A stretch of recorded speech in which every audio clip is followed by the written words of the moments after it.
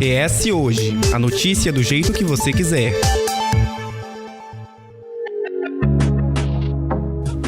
Um capixaba pode ser o político com mais mandatos na história do Brasil. Estamos falando do deputado estadual Teodorico de Assis Ferraço, que aos 83 anos, 84 ele completa em novembro, se prepara para mais uma disputa eleitoral.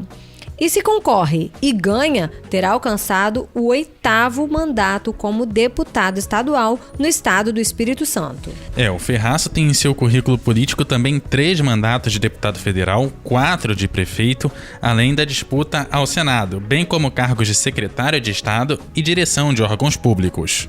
Se houve desta semana, entra de cabeça no calendário eleitoral 2022, trazendo um tradicional nome da política do Espírito Santo. Não vamos falar aqui de como Teodorico Ferraço fará parte do processo deste ano, mas sua participação na história política do estado capixaba e também do Brasil. No episódio de hoje, eu, Daniele Coutinho, e o jornalista César Erkenhoff estamos com Couto aqui no gabinete 304 da Assembleia Legislativa do Estado do Espírito Santo, a ALES. E essa conversa você ouve a partir de agora.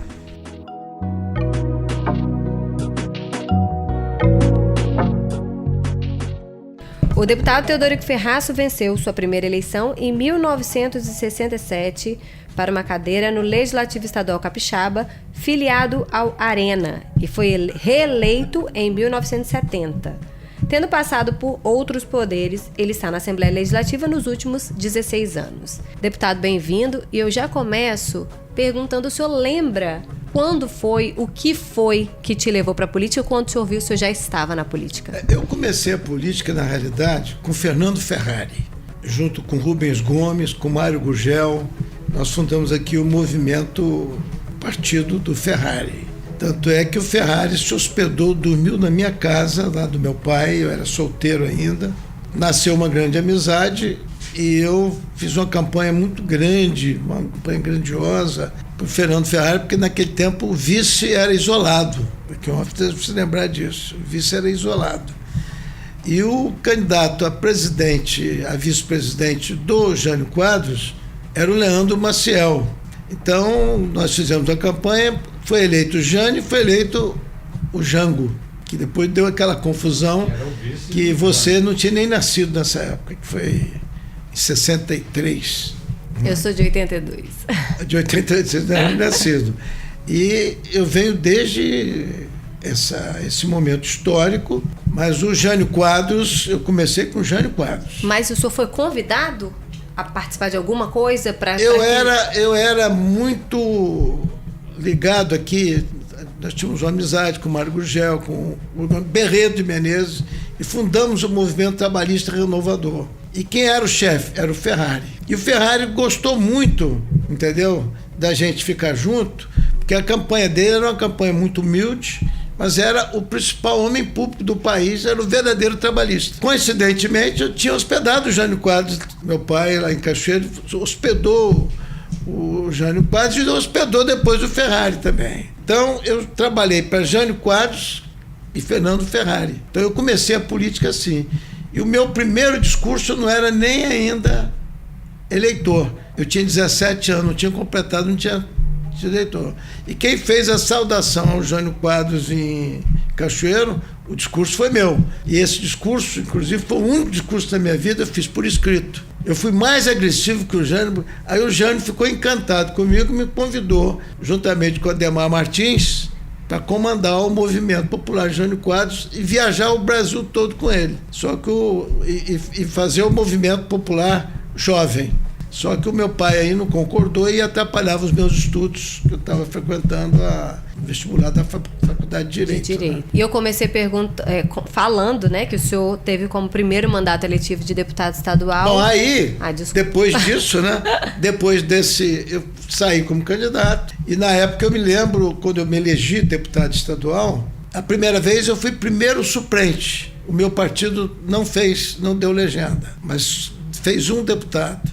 Aí, quando eu assumi, eu comecei a aparecer na política. Aí, na campanha seguinte, eu fui o deputado estadual mais votado de toda a história do Espírito Santo. O que deu uma frustração muito grande a meu amigo Moacir Dalla, que achava que ele ia ser o mais o deputado mais votado, eu tive mais votos que ele. Na segunda campanha eu repeti a mesma coisa, também fui mais votado, o Mocidala continuou em segundo lugar. Depois ele foi para senador, fui para deputado federal, foi um grande amigo nosso, e a política então deu início a essa fase, onde o início foi realmente com o Jânio Quadros. E aí o senhor começou como no seu primeiro mandato aí, como deputado. No segundo mandato, depois de prefeito, depois de eleito, eu fui ser prefeito de Cachoeiro. Sim. Fui prefeito de Cachoeiro, naquele tempo tinha sublegenda, me elegi sem candidato a vereador, fui sozinho, com 2 moças, fazendo visita em Cachoeiro, e me elegi prefeito. Deputado, pessoas jovens como eu que estão chegando agora, muitos eleitores, a gente bateu o recorde agora de inscrições de novos eleitores para essa eleição. Explica para essa galera nova que está chegando o que era uma sublegenda. A sublegenda, eu vou dar um exemplo aqui. Ela existia para prefeito, como nós tivemos na primeira legenda. O João Ataíde me ajudou também, porque ele foi da sublegenda. Cada candidato a prefeito de um partido podia ter 3 candidatos e somava os votos. Cada partido podia ter 3 votos, 1 efetivo e 2 sublegenda. E foi o que aconteceu para explicar essa situação, que depois eu fui candidato a senador com o Elcio Álvares, e aí eu, candidato único, tinha como suplente Jones Tristão e Dr. Luiz Boaz. Minha memória ainda está boa ainda. E nessa época a gente disputava do outro lado com Gerson Camata, Camilo Cola e João Calmon, a famosa macaca. Aí, eu disse assim, mas sublegenda não existe. Foi até o Finamore que viu na Constituição e disse, tem sublegenda para senador. Mas o Tribunal Eleitoral, cargos majoritários, não podia ter sublegenda. E o Tribunal registrou aqui do Espírito Santo.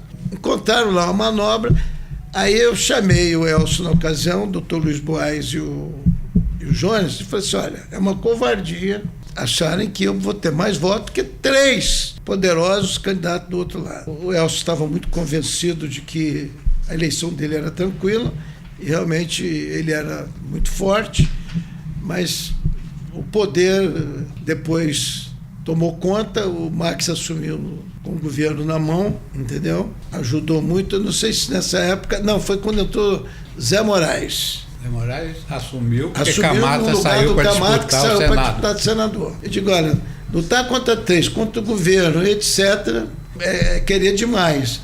Fiz tudo para eles também, se eles sublegenda, que a gente ganharia tranquilamente. Aí eu fiquei sozinho, contra os 3. Eu fui o segundo mais votado. Camata foi o primeiro, eu fui o segundo. Mas aí a sublegenda tirou o meu mandato de senador. Eu entrei no Supremo Tribunal. Célio Borges foi o ministro que disse, tem razão, e vamos, etc. Aí o deputado, se não me engano, o ministro Moreira Alves, né? Márcio Moreira Alves. Protegeu o Calmon e segurou o projeto da gaveta.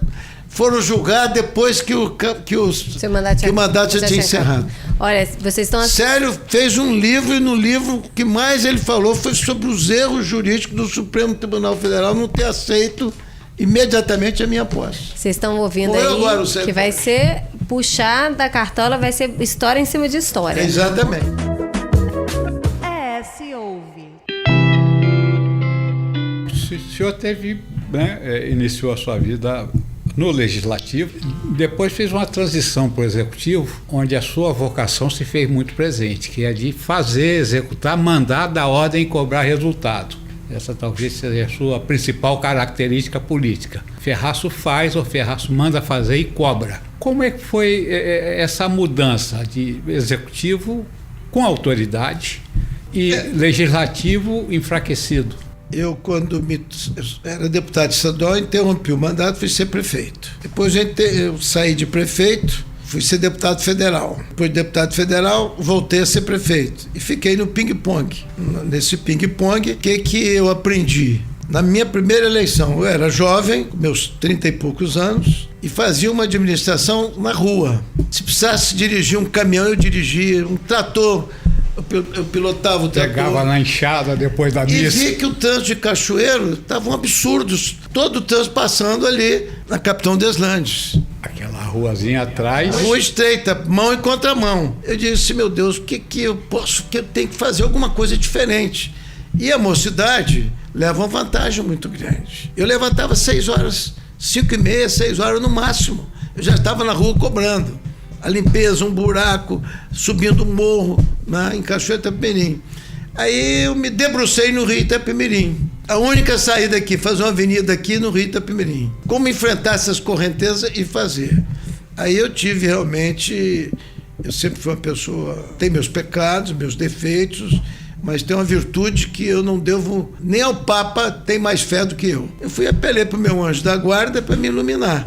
E nasceu a vontade de fazer a Avenida Beira-Rio. Aí eu respondo o valor da mocidade na política. De entrar dentro da água, tirar os sapatos, molhar, estudar e tal. E eu comecei ali na Brainceada, dei milhares de tiros ali, quebrando pedra. Hoje, se Cachoeiro não tem a Avenida Beira-Rio, não tem a Brainceada, não tem a linha vermelha, não sei o que aconteceria com Cachoeiro. Já no outro mandato, eu digo, eu tenho que fazer uma outra coisa importante. Qual é? Para a saúde. Fiz o Instituto do Coração. Quando eu fiz o Instituto do Coração, mas vai trazer médico para operar, só se levava aqui em consideração o Zerbini de São Paulo, aquele negócio todo. E Cachoeiro tinha exportado para o Nordeste um médico que era uma sumidade do Nordeste. Me uni com ele, com mais os médicos de Cachoeira de Itapemirim, fundamos o Instituto do Coração, que foi realmente uma das obras mais importantes da minha vida. Onde, quando eu saía na rua, se abria a camisa, obrigado, Ferraço, aquilo me sensibilizou. Inclusive, adversários meus que eram atendidos lá, eu tinha o maior prazer que os adversários fossem atendidos também. A minha vida pública de mocidade foi essa. Agora, não tinha um morro onde eu não subia, via o problema, cobrava a obra. O Eckenhoff, de uma memória, a família Eckenhoff é uma das famílias que tem maior ligação íntima comigo, que é a Aurora, Dona Aurora, que é sua avó, foi minha professora de português. Ela não era professora, ela era uma mãe, entendeu? E me deixou saudade, realmente. Como o Pedrinho Eckenhoff, né? O Paulo, né? O seu pai. Deputado, tem uma frase que a gente vê muito nas redes sociais. Antes de postar alguma coisa, veja se ela vai provocar discórdia. Se a resposta for sim, publique, né?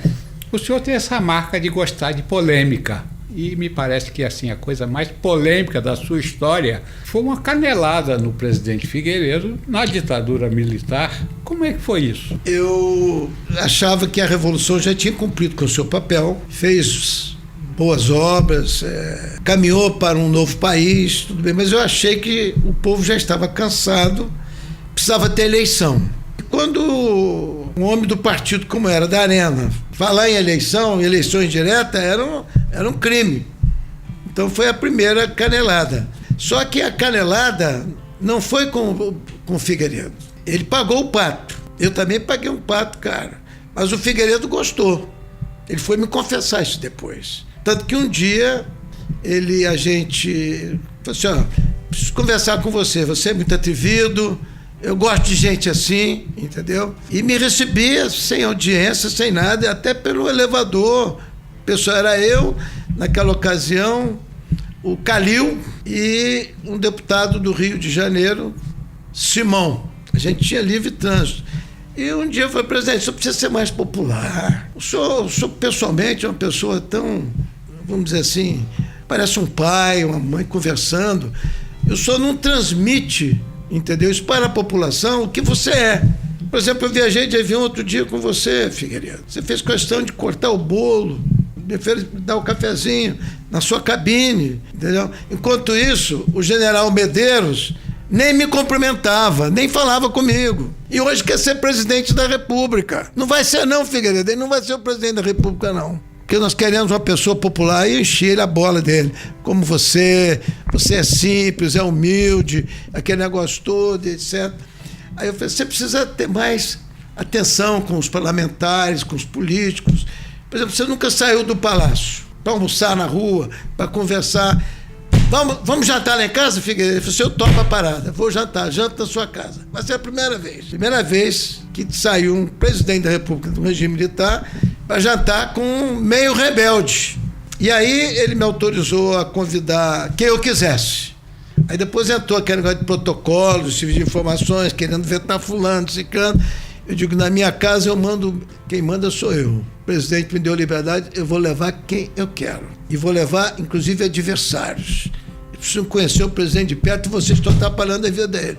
Foi a primeira onda contrária, entendeu, que eu recebi de repulsa, como também junto ao general Walter Pires, que era o supercomandante do Exército, que passou a me odiar depois, porque eu fiz um discurso que estava na hora dos militares voltar para os quartéis, cumprir a sua missão como verdadeiros patriotas, e inclusive fazer a reforma agrária usando os soldados da reforma agrária ao invés de ficar nos quartéis. Aí não vou contar o resto que aconteceu. Deputado, falando em popularidade, voto direto, etc., durante sua passagem lá pela Prefeitura de Cachoeiro foram 4 mandatos. Só que em 2008, um pouco antes do senhor começar essa série de mandatos aqui na Assembleia Legislativa Estadual, o senhor acabou recebendo uma negativa da população ao não conseguir o cargo de prefeito. Por que o senhor decidiu não voltar lá e tentar de novo? Por uma questão muito simples. Eu fui 4 vezes prefeito, deputado, e aí o pessoal insistiu para eu voltar para a prefeitura. Faltava uma liderança do nosso lado. Ninguém queria e me empurraram. Aí eu tinha pesquisa, eu estava com 75% da pesquisa, todo mundo queria Ferraz, novamente prefeito. Quando eu entro, começou a campanha, mais jovem, aquele negócio todo, etc. Aí o Castiglione, naquela onda do PT, foi avançando. Na última semana, eu tinha 15% ainda na frente dele. Na última semana, eu perdi a eleição. Eu tendo perdido a eleição, eu continuei deputado. Eu era deputado. Sim. Continuei deputado e disse, quero que seja feliz, que Cachoeiro se sinta bem. E passei a desejar sucesso para o novo prefeito. E não quis disputar mais, porque eu achei que aquilo foi um recado da população. E o senhor espera esse recado da população para não concorrer novamente no próximo mandato? Eu estou falando isso porque desde 2006 o senhor está na Assembleia Legislativa. Esse ano é um ano de eleição. O senhor concorre à reeleição e, dependendo do resultado, é uma decisão insistir novamente nas urnas ou encerrar? Não, eu pretendo, eu sou pré-candidato a deputado estadual, vou disputar a eleição. Para a eleição, isso. Eu vou disputar. E eu tenho absoluta convicção de ter sucesso. Se eu não tiver sucesso, eu vou tirar a chuteira do pé e vou deixar de ser o caminhão do Estrela, pena que eu não posso voltar a ser o centerfora do Estrela, que tem um retrato meu por aqui no time do Estrela. Que falta faz ao Espírito Santo, na minha opinião, muita. Na sua, como pai, certamente também. Mas como político, um quadro como o Ricardo Ferraz, nesse momento político do Espírito Santo e do Brasil hoje. O Ricardo, quando ele terminou o mandato, ninguém entendeu por que ele não ganhou a eleição para senador. Os tempos mudaram, os eleitores mudaram, quiseram eleger outros, sejam felizes, fazer o quê? E o Ricardo também teve a mesma opinião. Meu tempo de senador não deu, não adiantava nada, eu sou um dos melhores senadores de Brasília, tinha que ser aqui no Espírito Santo, onde que se vota. O Ricardo caminhou para a sua vida privada, está muito bem sucedido, e recentemente eu perguntei a ele se ele gostaria de ser candidato, ele falou que não. É só o que eu posso falar, que ele não seria candidato nem a senador, nem a deputado federal. Então vamos voltar para a trajetória política de Teodorico Ferraz. O senhor falou de presidentes, o senhor falou da Direta Já, o senhor participou, eu queria que o senhor falasse da sua história na política, as guerras, que o senhor enfrentou um general, conta pra gente isso. Olha, houve um problema muito sério, que quando nós fizemos a participação, nós ficamos com 37%. Participação do quê? Foi o movimento participação dentro do partido. Uhum. E naquele tempo, de acordo com os votos, você tinha um percentual. E eu consegui 37% naquela época. Tive o apoio de Aureliano, tive o apoio do Antônio Carlos Magalhães, de vários deputados federais. Não ganhei sozinho, mas foi eu que tive coragem. A princípio, o governo recebeu muito mal essa situação. Mas o presidente Figueiredo, um dia conversando comigo, ele disse assim, olha, eu quero colocar a eleição direta no país. Penso como você. Eu preciso de mais um ano para preparar o meu pessoal para ter eleição direta. Eu falei assim, mas o que o senhor está precisando? Ele perguntou assim, como é que está seu relacionamento com o Brizola? Eu disse, muito bom. É um dos maiores amigos que eu tenho, o Brizola. Inclusive foi a Cachoeiro fazer comício para mim. deixou de apoiar o candidato do partido dele, porque Cachoeiro para ele era sagrado. Eu tenho história com Brizola. Desde as eleições diretas já, quando eu fui contemplado, isso a Globo outro dia fez novamente esse retrospectivo e a Câmara do Senado, eu fui aplaudido por 1 milhão de pessoas, porque foi o único do partido que fui lá e briguei pelas eleições diretas já, na Candelária. Ele disse, mas o que o senhor está precisando? Eu disse, não, traz ele aqui para conversar comigo. Diz o Simão aqui, que é do estado do Rio, o Calil, que você é o único que consegue isso.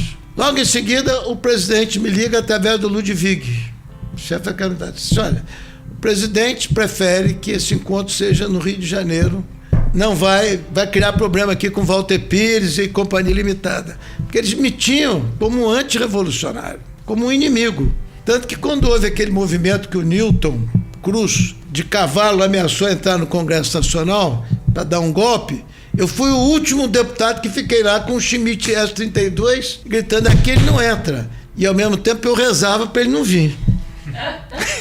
Pedia para não vir. Me lembro do Genuíno, Ferraz, vamos embora, rapaz. O golpe já está formado, porque o presidente Figueiredo tinha tido um infarto. Eles não queriam dar posse ao Aureliano e estavam preparando para dar um golpe novamente. E eu resisti a esse golpe. Então, nós E fiz um discurso dos mais violentos da minha vida de... Pô, você quer ser o novo Moreira Alves? Eu não quero ser. Eu quero, na minha opinião, eu quero eleição direta nesse país. Tanto que isso saiu do Jornal Nacional, eu na porta, entendeu? Mas eu já estava com o meu passaporte num carrinho verde, Fusca, embaixo, com $2 mil, e já tinha pedido asilo político a Dom Carmine Rocco. Eu tinha escolhido a embaixada do Vaticano. E ele já estava me esperando. Que eu ia ter essa briga toda, o golpe ia sair mesmo, mas eu me lembro ele num cavalo branco, houve uma reação no Exército que não deveria ter golpe. Não houve unanimidade. E uma dessa, que eu me recordo, o comandante do 4º Exército não concordou. O do 3º tinha as dúvidas, o do 1º, que era no Rio de Janeiro, mas finalmente não houve o golpe, o homem não entrou de cavalo. Não precisou tirar e a arma da aí cintura. Eu saí mesmo para a eleição direta. Mas fizeram um inferno muito grande com o Figueiredo. O Figueiredo chegou a me cortar como candidato a governador do Espírito Santo. E que o Alves se lembra, Eurico Rezende era o governador, e para indicar o candidato a governador tinha que ouvir Brasília. Aí o Eurico fez uma prévia, eu me lembro do meu nome, do Fel Rosa, prefeito da Serra, me lembro do Setembrino Pelissari, do Zé Carlos Fonseca, Carlos Von Schilo. Não, Vicente Silveira era deputado. Mas entrou. Não. Não, Vicente torcia por mim, que era meu amigo. Torcia até por... Quando o Eurico ouviu... Quando o Eurico quis tirar o Elcio... Não, isso foi outra época. Tomou um toco com Vicente, Setembrino e Carlito. Foi depois. Isso foi antes. Foi antes. Aí houve a prévia. O Eurico fez esqueceu apenas de ouvir o povo, né? Mas ouviu os deputados estaduais e os prefeitos. E eu ganhei sozinho. Eu tive 65% da preferência. Mas o Eurico, no coração dele, queria Carlito Von Schilge. Aí foi lá e armou com o Figueiredo para o Figueiredo me vetar. Ele jurou para mim que ele não fez isso comigo, que ele era meu amigo, eu sempre gostei muito do Eurico. E era muito amigo do filho dele, inclusive. Aí quando chegou no meu nome assim, eu falei assim, esse não, Figueiredo. Aí eu já vi um rompimento do Figueiredo comigo, por causa desse problema todo que tinha acontecido. Aí houve o restabelecimento da minha amizade com o Figueiredo. Eurico foi escolher o Carlito. Me lembro que o Camata, na época, falou, se for você, eu não disputo com você. Mas se for o Carlito, eu disputo. Foi quando o Camata entrou e ganhou. Eu dei graças a Deus, porque eu acho que o Camata me ganharia também. Mas o Camata chutou dizendo que se eu fosse candidato ele não iria. Que eram 2 jovens, não sei o que, era 2 na política. Mas eu acredito que foi generosidade do Camata, porque ele acha que ele entraria de qualquer jeito. E era o nome mais apropriado para ganhar a eleição. Aí eu me coloquei na minha insignificância. Houve a candidatura do Carlito, o Camata ganhou. E o Camata teve aquele problema de um pronunciamento em Afonso Cláudio contra o Figueiredo. Em que o Figueiredo quase, quando ele foi lá pedir desculpa ao Figueiredo, o Figueiredo quase que agrediu ele. Aí vem essa outra memória desse reencontro meu, já deputado federal. O Nelson Marquesan e o Cantídio Sampaio disseram, olha, Vamos acabar com esse negócio, você gosta do Figueiredo, o Figueiredo gosta de você. Tem muita gente fazendo fofoca. Podemos marcar um encontro? Eu falei assim, pode. E eu era doido para reencontrar o Figueiredo, porque ele tinha jantado na minha casa, tinha feito um bom relacionamento. Confesso que eu também queria, mas queria para saber a verdade do veto dele à minha candidatura. Aí veio a audiência no Palácio. Eu digo, não, no Palácio não vou, porque ele não pode repetir com o Camata comigo, que eu vou reagir com ele e eu quero respeitá-lo. Aí ele se admirou, me mandou para aquele lugar, eu mandei também. Aí eu aceitei depois o encontro fora de lá, em São Paulo. Foi no hotel, promovido inclusive por general Ludwig, que era o meu candidato a presidente da República. Era o candidato do Ulisses Guimarães, até do Miguel Arraes, que era uma pessoa muito, entendeu, interessante, de apaziguar os ânimos. Na época, eu não pensava no Tancredo, nem no Sarney, nem no Aureliano, era Ludwig, para poder apaziguar. Só que o Ludwig não tinha o apoio nem do Walter Pires e o Otávio Medeiros queria o lugar dele. Então, foi isso que aconteceu. Eu acabei voltando a ser amigo do Figueiredo e lá em São Paulo, ele me perguntou assim, zerou, fizeram muita fofoca, você está com a razão, tem que ter eleição direta mesmo, vou fazer justiça ao Figueiredo. Tem que ter eleição direta mesmo. Aí que nasceu a conversa do Brizola. E nisso ele me perguntou, e quem que você acha que deve ser candidato? Eu falei, Ludwig. Aí então é o meu também. Aí o que aconteceu? A história do país mostrou, entendeu, que houve aquela eleição do Tancredo, me tornei insignificante, porque o Dante tomou minha posição, registrou antes a eleição direta, e eu fui o único voto do partido. Tanto que isso constantemente sai nos retrospectivos da Câmara dos Deputados e do Senado, e até a Rede Globo, há pouco tempo, fez um retrospectivo nesse sentido. O episódio de hoje do nosso podcast é de política e é de história por quem viveu a história, né, Couto? Deputada, aproveitando você vem falando aqui de história e falou muito do Brizola, falou do PT crescendo nos anos 2000, já tendo presidente da República, e o senhor começou lá no Arena, passou pelo Partido Democrático Social, passa pelo PDT... Foi a sucessão da Arena. PDS. Saiu... A Arena acabou e foi sequência. Mas aí, depois você entrou no PFL, que agora é o Democratas, passou pela União Brasil, hoje está no Progressistas. Não, peraí, a sopa de letrinhas é assim, ó. PFL, que virou Democratas, que agora, junto com o PSL, é a União Brasil. É a União Brasil, exatamente. Eu fiquei só no Democrata, eu não fui para a União Brasil. Eu não aceitei a imposição do Rueda, que resolveu ser dono do partido, com os bilhões, os milhões do povo brasileiro na mão, entendeu? Para seduzir candidatos, jogar dinheiro, entendeu? Achando que o povo brasileiro é um povo idiota. É o que tinha mais dinheiro, ele achava que o governador tinha que ser indicado por ele, São Paulo tinha que ser, Pernambuco. Tá aí, hoje está convencido a ser nem candidato a presidente da República. A minha questão hoje é além disso, né, que tem essas questões, o que faz o senhor trocar de sigla partidária? Claro, no caso do Arena e do PDS foi sucessão, mudou com o fim da ditadura e tal, foi só uma adaptação de nome. Mas você tem outras trocas, chegou até a conversar com pessoas que foram importantes nessa trajetória. É uma questão política talvez pela luta das diretas que o senhor falou, de repente de ter alguém mais próximo às suas defesas, que às vezes o seu partido discorda, ou é uma questão mais de ver onde que fica mais tranquilo para uma eleição? Existem 2 pontos. Um anterior, como você já disse, foi um partido sucedendo a outro. Recentemente, foi problema de legenda. Eu teria que ir para um partido que tivesse legenda, mas preocupado com a norma deputada federal. Eu pensei muito no PSD, conversei muito com o Aldifos, com o Guerino, e chegamos a pensar realmente num novo partido. Só que havia um problema. Eu, para deputado estadual, eu me adaptava em qualquer partido, mas deputado federal não se adapta. Não tem adaptação. Por que não tem? Porque tem que ter legenda de 220 mil eleitores. Então, o partido que mais, vamos dizer assim, foi simpático, tem que ter voto para ganhar lá. Tem que ter voto, porque tem... A chapa lá é forte. Mas tem garantia de fazer. Outros partidos têm bons candidatos, excelentes candidatos que têm voto, mas pode não ter legenda. é o quadro que tem hoje no Espírito Santo. Eu vejo uma agonia, pelo menos de 3 candidatos aí que tem muito voto, mas não sabe que se vai ter legenda para se eleger. Lá no nosso partido onde nós fomos, temos certeza de que vai ter eleito pelo menos 2 federais, garantido. Você tem que disputar para ter mais votos que os outros 2. É o caso da Norma. É o caso meu de deputado estadual. Tem bons candidatos a deputados estaduais, mas eu tenho certeza que eu vou concorrer e tenho condições de concorrer com eles. Em outros partidos, não tinha legenda.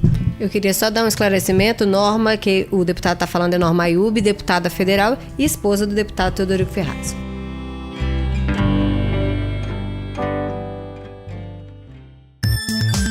ES Ouve.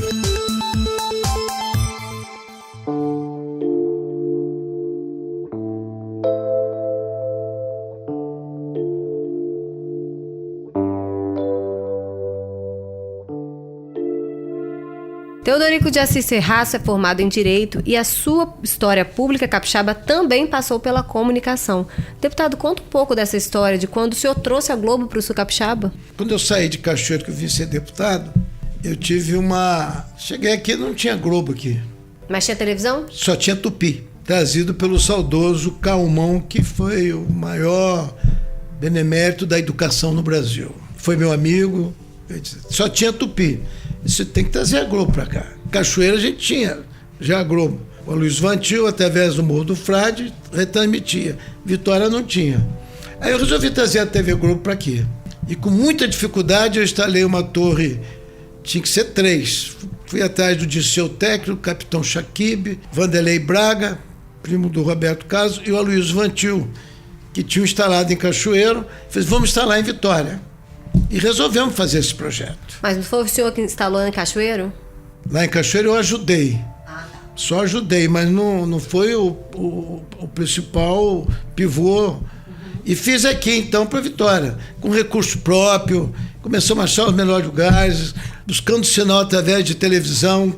Não usava helicóptero naquela ocasião, só avião. E conseguimos São José das Torres, a primeira ponte, a segunda torre, Guarapari, a terceira aqui em Vitória. Primeiro nós colocamos aqui no Morro do Moreno. Lá o sinal não foi bom, tivemos que passar lá para o Morro Central. E colocamos a Globo. Só que eu não tinha energia elétrica numa dessas torres. Quando dava um temporal, aquele negócio todo, saía do ar. Aí eu me recordo do saudoso Otagil, que era do DR, que ele tinha sempre, entendeu, debaixo de chuva, etc., colaborava indo para lá para religar o motor. Ou um raio que caía, uma dificuldade imensa. Posteriormente, depois, através de um diálogo na Rede Globo, eles falaram assim, vamos instalar a Globo lá. Vocês me dão preferência? Não, damos preferência para instalar a Globo no Espírito Santo. Aí eu não tinha poder econômico de lado. Cheguei a chamar, naquela época, o Tacílio Cosa e outras pessoas, mas ninguém se animou. E nessa guerra, o Carrier, com o prestígio que tinha, inclusive, com o general Lindenberg, nasceu um relacionamento, e o Walter Crack, que era o homem, entendeu? Me chamou e disse, Ferraz, você tem tantos dias para resolver o problema, a preferência é sua. Você tem que instalar tudo por sua conta. Só que a Rede Globo fica com 51% e você com 49%. Quer dizer, eu tinha que gastar tudo e me submeter a esses. Aí quem eu tinha conversado, várias outras pessoas, não, isso não é bom negócio. Mas o Carrier teve preferência, teve força, teve coragem e foi realmente o grande guerreiro que conseguiu trazer a Globo e instalou esse patrimônio que hoje é a Gazeta aqui no Espírito Santo. A me disse que o maior orgulho dele é que ele foi dono da TV Gazeta antes da concessão ser otorgada. É porque ele conseguiu que a Globo tinha direito de fazer. Na verdade, o canal pertencia à Globo. Ele também entrou no mesmo esquema de 51%. Ele teve. Depois é que ele começou a mexer e etc. E foi realmente um grande comunicador no Espírito Santo. E que eu senti muito o seu falecimento, ainda cheio de vida, ele que já passou para o seu filho, está muito bem entregue, mas foi realmente um grande guerreiro dessa instalação aqui da Globo. O canal era o canal que eu usava, casal que eu usava. Aí um dia o Carê falou, Ferraz, eu teria que mudar esse canal, que era melhor, etc. Você só uma retransmissão, a retransmissão... Eu digo, não, Carê, está dizendo a Globo, eu perco o canal, você pode mudar. Daí eu me afastei completamente. Deputado, a gente começou falando do início da sua carreira política, a gente comentou sobre vários momentos da sua trajetória, uma trajetória longa, vários anos dedicados à política não só aqui no Espírito Santo, mas pelo Brasil. E durante essa trajetória, teve encontros e desencontros com vários membros da nossa política, vários discursos firmes, fortes, alguns que até ajudaram a mudar o Brasil. E é muito comum a gente ouvir que depois de uma certa idade, se a pessoa não mudou até agora, ela não muda mais. E pensando em toda a sua trajetória e pensando nessa visão que pode impactar muitas vezes o voto dos mais jovens, existe alguma coisa que o senhor se arrepende de ter feito nessa carreira política? Olha, eu sempre fui um homem conciliador, mas fui um guerreiro. Eu briguei com o governo federal no momento em que ninguém teve coragem. Isso eu agradeço a inspiração e do meu anjo da guarda, meu grande protetor. Mas eu nunca tive medo. Então, quem teve coragem de enfrentar uma revolução, um presidente da República, ministros, poderes, aqui em Cachoeira foi tudo muito... Aqui no Espírito Santo, para mim foi tudo café pequeno. Eu posso me arrepender de não ter, vamos dizer assim, atingido os meus objetivos em nome do Espírito Santo. Houve decepções, houve amarguras, né, para a minha região, mas eu passo por cima disso tudo e eu não guardo ódio nem rancor de ninguém e espero que ninguém também tenha guardado ódio ou rancor pelas minhas atitudes, que foram muito corretas e foram muito assim, de frente. Nunca gostei de traição. O que tinha que falar, eu falava de frente. Mas passou por mim muitos políticos muito falsos. Deputado, o senhor contou aqui um pouco, né? Porque se eu fosse ouvir, a gente tem um dia inteiro, uma semana inteira, um mês inteiro para ouvir tantos anos de história. Até um ano inteiro, a gente passa aqui horas. Anos, né? Anos. Mas eu queria que o senhor consegue rememorar, trazer assim, o que marcou a história do Espírito Santo, e eu não estou falando somente na política, mas é porque em tudo tem política. Na economia, na política, na cultura, o que o senhor fala assim, nossa, isso é marcante na história do Espírito Santo? Tem alguma coisa que fica muito vívido na sua cabeça? Nós temos alguma coisa marcante do que poderia acontecer e não aconteceu. Por exemplo, eu sou do Sul. Gostei muito que a Sudene foi para o Norte. E aí começou o fracasso no Sul de implantação de indústrias. Aí cresceu o Norte. Não conseguimos levar a Sudene para o Sul. E até hoje não conseguimos. Então o Norte tem sido muito, vamos dizer assim, tem que ter levado vantagem, beneficiado. Eu vi há poucos dias um pronunciamento do Guerino que o Norte avançou muito com ele na prefeitura, e é verdade. Parece que tem 80 pedidos hoje, porque tem os favores da Sudene de ir para Linhares, São Mateus, Colatina, o Norte. E para o Sul está muito difícil, a não ser com o sacrifício e a vontade indômita do empresariado capixaba, principalmente no ramo de mármore e granito, em continuar lutando por Cachoeira de Itapemirim, o sul do estado. Então, essa desigualdade trouxe prejuízo. Eu tenho certeza que o Norte também gostaria que o Sul tivesse essa grande vantagem. Mas eu tenho uma frustração nacional, que eu vou revelar aqui pela primeira vez. Eu prometi isso ao Carlinhos, inclusive. Manda. Houve uma confidência do presidente Figueiredo comigo no gabinete. Houve duas. Uma, ele me autorizou, que eu pedi a cabeça do Simons, que era o todo-poderoso, Mário Henrique Simons, era o todo-poderoso, e que os deputados odiavam ele, e nós também, porque ele não dialogava, conversava com ninguém, e só ele é que achava que estava com a verdade. Era um homem muito inteligente e íntegro, mas tinha esse problema. Aí nos reunimos na bancada e eu fui escalado para falar em nome do pessoal que a gente não gostaria que ele continuasse o ministro, porque ele achava todo poderoso e por cima de todo mundo. Aí eu fui ao Figueiredo. Riscou. Assim como foi riscado, o senhor riscou. Isso foi antes. Figueiredo já foi na hora da eleição, foi outra história. Aí na conversa com o presidente Figueiredo, em que estava presente o Alvarenga, da Sociedade nacional, que eu tinha prometido levá-lo lá ao presidente, que assistiu a conversa. Eu disse: presidente, houve uma reunião e o pessoal me aconselhou a sugerir ao senhor, com todo respeito, que o senhor encontre outro ministro do planejamento, porque o senhor não agrada. Ele foi, pegou um papel e disse assim: tudo bem, reúne novamente e me apresenta um nome que eu substituo, que eu tiro ele. Eu falei assim: estou autorizado, presidente? Está autorizado. O caráter do presidente Figueiredo era muito grande. Aí eu cheguei, na mesma hora, Jornal Nacional, notícia extraordinária, que o presidente queria tirar aquele negócio todo. Aí me aparece de madrugada o chefe de comunicação do Palácio, aquele que era de São Paulo, pedindo que se eu não podia desmentir. O Simons já estava arrumando a gaveta e o presidente não quis desmentir, só se o Ferraz quiser desmentir, porque ele tinha dado a palavra. Mas que não era o momento de fazer uma modificação tão violenta na economia brasileira. Mas ele me autorizou. Eu não desmenti, etc.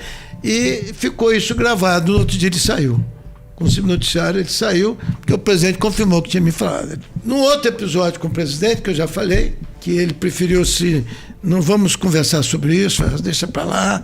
Eu sei que o Eurico falou isso com você, mas eu não sou de fazer isso. Vamos conversar o que nos interessa hoje, que é a eleição direta. Aí o presidente, num encontro comigo, me fez uma revelação. Que realmente eu tinha dado uma frase para ele, que eu era manso como a pomba e prudente como a serpente. Uma frase que você repete muito. Que eu repito muito. Aí ele conversou um episódio, que eu reclamei com ele, que eu estava sendo vigiado quando ia conversar com ele. E que tinha passado, inclusive, por esse episódio de ter recebido do meu gabinete a informação que eu era o 6º da lista para ser cassado durante a doença dele. Ele falou assim: olha, eu não vou entrar nesse mérito. Ele falou assim: não vou entrar. Você falou, está falado, mas todo mundo é vigiado. Eu mesmo descobri que estavam me gravando aqui na parede, na minha parede aqui tinha uma gravação de presidente, das minhas conversas que passava tudo aqui. Só que a parede atravessava era onde? Serviço Nacional de Informação. Quem era o chefe da CNI? Otávio Medeiros. Ele não falou que foi o Otávio que colocou, nem eu nunca falei nada. Aí o presidente me pediu reserva sobre isso, mas que absurdo, foi ali que eu descobri aquele negócio todo. Aí eu guardei segredo sobre isso. E ele admirou de eu ter mantido segredo sobre isso. Aí eu resolvi escrever memória, prova de barro, aquele negócio todo. E isso para mim era importante. Eu tinha que ter autorização do presidente Figueiredo para falar sobre isso. Aí eu pedi uma audiência, ele já tinha saído da presidência da República. Ele estava doente, estava hospitalizado lá no Hospital da Gávea. Não estava recebendo ninguém. Ele teve o 2º infarto. Aí, através de um grande amigo dele, que eu sabia que era o único que ele recebia na visita, disse: olha, eu estou precisando de ter um encontro com o presidente Figueiredo, o ex-presidente, ele já tinha saído da presidência. Porque ele me fez uma revelação uma vez e eu só posso revelar isso se ele me autorizar. E ele se admirou de eu ter guardado segredo sobre isso. Eu falei assim: então tá, vou ver se eu falo, porque ele não está recebendo ninguém. Aí conseguiu: não, eu recebo o Ferraz. Aí marcou, peguei o avião, desci no Santos Dumont, estava lá o coronel da reserva, que era amigo pessoal dele, que tinha marcado, disse: Ferraz, não vai ter mais audiência. Aí eu assustei. Esse presidente acaba de entrar em coma. Não tem mais audiência, você desculpa. Eu que marquei. Você ia entrar comigo, tudo certinho, entendeu? Nem o filho dele pode marcar para ninguém, nem tá marcando. Ele tem um filho que é militar, que eu não tinha relacionamento com ele. E a mulher. Aí foi uma frustração dele me autorizar a escrever em memórias essa revelação que eu estou fazendo aqui a vocês. Parte da história que até o presidente da República era vigiado e era, como é que é? Mas foi ele que chefiou o SNI 2 décadas antes do Otávio. Ele falou comigo, ele falou assim: eu cheguei a receber no meu gabinete o ajudante de ordem do Ludwig, da Casa Militar, me pedindo que não voltasse ao Palácio, que estava havendo problema. Porque eles achavam que eu era radicalmente contra a Revolução. Pelo contrário, eu fui da Revolução. Só que eu queria eleição direta, e eles não queriam. Mas Figueiredo queria. O Ludwig queria. E eu parei de frequentar. Depois houve, então, aí o episódio do Brizola. Aí veio logo em seguida. Para marcar um encontro, que tinha que ser um encontro no Rio de Janeiro. Aí depois ele disse: não, vou fazer aqui mesmo, entendeu? Aí ele deu uma de de autorização. Quem gosta ou não gosta, pode marcar audiência aqui. E aí nasceu a linha vermelha e o Serviço de Água e Esgoto da Zona Norte do Rio de Janeiro. Uma última observação minha, que eu acho que é uma injustiça histórica que o Brasil faz, e eu não estou para defender, pelo contrário, tem sérias restrições. Mas falar dos últimos 50 anos da história do Brasil, sem fazer referência a Golbery do Couto de Silva, é muito injusto, porque ele foi o grande articulador de todas as maldades desse país. Foi um grande articulador da Revolução, e você fez uma lembrança aí que eu sou testemunho ocular da história. Eu fui fazer uma visita a ele para resolver um problema de canal de televisão. Naquele tempo era tudo liberado por eles. Quando, durante a conversa com ele, eu posso falar porque isso não é segredo, ele recebe um telefonema, o ajudante órfão se o presidente... Não, perdão. Ele tinha um telefone direto de comunicação, chamado comunicação, telefone diferente. Ele falou assim, um minutinho, por favor, comigo e outra pessoa, que eu vou deixar de dizer o nome, que assistiu essa conversa. Ele disse, pois não, presidente. Aí o presidente falou com ele. Não tem jeito, não tem solução, presidente. Não tem solução, eu não tenho mais que segurar nem o senhor. A exoneração do comandante do 2º Exército. Se não tem como segurar mais. Porque eles mandaram punir o pessoal e Era o general Abreu, não é isso? Não, era general, comandante do 2º Exército. E estavam querendo exonerar, mas o Exército todo era contra a exoneração dele. Aí o Geisel resolveu impor autorização, mas ouviu o Golbery antes. Aí você tem razão, era o homem. Aí terminou a conversa, ele falou, pois é, o general muito meu amigo, mas o presidente tem razão, isso que vocês ouviram aqui, vocês vão saber daqui a pouquinho, porque vai exonerar o comandante do Exército.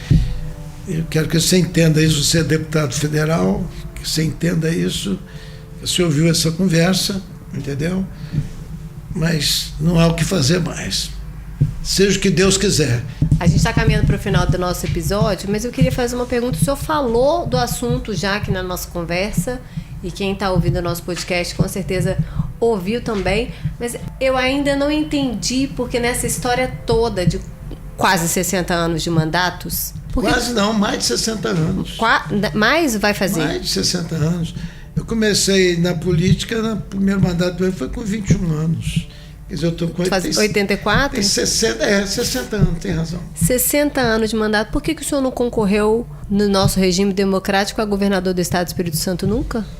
Primeiro que houve essa oportunidade, foi a eleição direta que o Camarata ganhou. Eu não tive o apoio partidário, nem do governador, e colocando o Carlito, eu queria também muito bem o Carlito, era amigo dele, eu não quis contrariar a vontade de ninguém, e eu tive uma decepção muito grande. A decepção que eu tive foi quando eu fiz a participação, que eu demorei 3 horas para atravessar a rua em Recife, que eu ia para uma audiência com o Roberto Magalhães para convidar, para ele liderar o movimento, para ser o nosso candidato a presidente naquela época. Foi o primeiro. Depois eu fui a Emílio de Moraes, fui depois a Roberto Marinho, fui a Tancredo Neves, que disse, eu não posso ficar contra Aureliano. Tem essa história do Tancredo comigo. Fui almoçar com ele reservadamente para convidar, depois que houve isso tudo, e se o Aureliano não for, eu entro. Depois o Aureliano entrou, ele entrou, mas já entrou com outro caminho, não foi do nosso movimento. Aí voltando a Recife, o senhor ia atravessar a rua... Por causa da participação, que era só comentário, um cara que surgiu louco para enfrentar todo mundo com o negócio de eleição direta, que todo mundo queria. Então, o problema de não ser candidato a governador, aí eu achava que isso... Você está falando da sua decepção. Vou entrar na decepção. Aí eu vou ao Rio de Janeiro, foi um negócio de louco, lá com a OAB, aquele negócio todo, entendeu? Na rua... Entendeu? Com o próprio Brizola, essa turma toda. E televisão. Ulisses deu uma grande declaração naquela ocasião, que foi manchete do Jornal do Brasil, não é do tempo de vocês. O Jornal do Brasil era o principal jornal. O Jornal do Brasil, muito mais importante que o Globo, aquele negócio todo. A manchete. Ulisses declara, estão preocupados comigo, tem que preocupar com o deputado Ferraz. Assim. Tá numa gaveta lá, mas tá no... Aí veio aqui uma pesquisa de candidaturas para o governo do Estado. O meu nome apareceu em 4º lugar. Eu achava que seria em 1º lugar. Aí eu digo que não tem lugar para mim. Não... Ou é primeiro ou não é. Ou não é. Aí eu não resolvi ser candidato. Mas tive muitos, até que houve depois do Eurico, entendeu? Quando o Elcio foi escolhido governador, eu tive, com Petrônio Portela, que escolhia os partidos, eu tive na beirada, entendeu? Mas aí eu não aceitava imposição, eu queria ser governador se fosse através das eleições diretas. Nunca indireta. Na indireta eu tive oportunidade. Eu tive 65 prefeitos assinando um manifesto para ter um governador. E o Eurico é que foi quem levou para Portela e eu tive na bica. Aí só não saiu o meu nome porque eu não concordei que eles queriam me impor o candidato a vice, etc. Eu não vou dizer quem, para não... Eu tenho...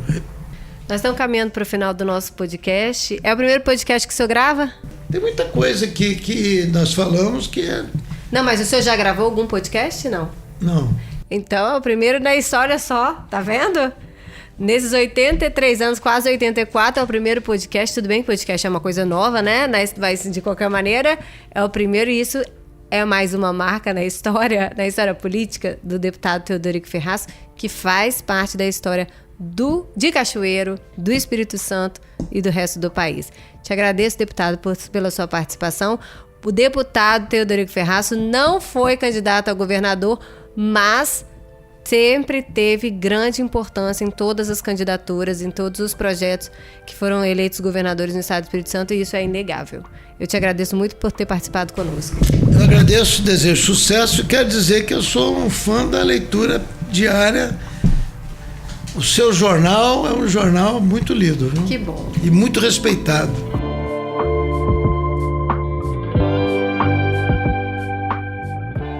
O ES Ouve teve a edição de Eduardo Couto, texto, a produção e direção de jornalista Daniele Coutinho, e hoje contamos também com a participação do jornalista e colunista do ES Hoje, César Erkenhoff.